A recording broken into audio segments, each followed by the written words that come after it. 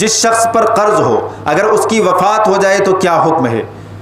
बड़ा सख्त मामला है। देखिए भाई, कर्ज का हम लोग बहुत बेहतियाती करते हैं। किसी से 10 रुपये ले लिए, लाओ ज़रा, वो काम है, अब भूल गए।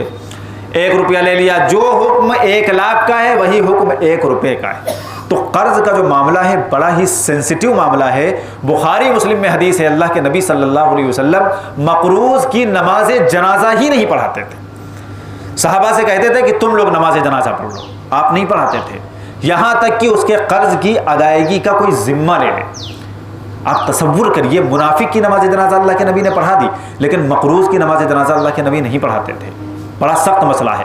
और एक हदीस में आया, अगली हदीस भी देखिए, बुखारी और मुस्लिम, ये भी बुखारी और मुस्लिम में है। अल्लाह के नबी सल्लल्लाहु अलैहि वसल्लम ने फरमाया कि शहीद का हर गुनाह माफ है सिवाय कर्ज के।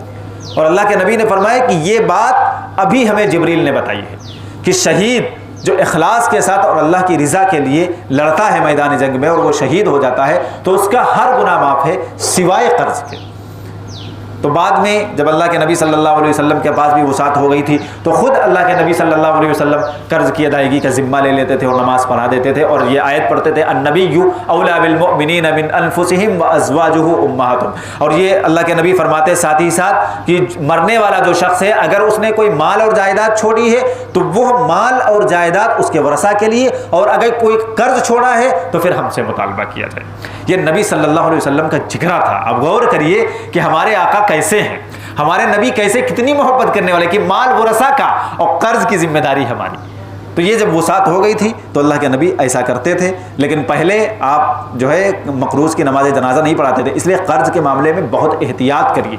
1 रुपया भी अगर आप किसी से लें, कोई सामान भी अगर आप बतौर कर्ज किसी से लें तो उसको वापस करने की जहमत करें, वरना आपकी बख्शिश होने में लाले पड़ जाएंगे। समझ लीजिए, ये बहुत सेंसिटिव मसला है।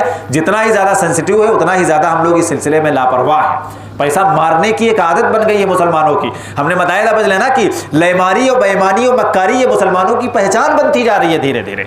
अल्लाह जाने क्या हो रहा है मुस्लिम कौम को। इसलिए खुदा के लिए बहुत सेंसिटिव मसला है और इस पर तवज्जो देने की ज़रूरत है।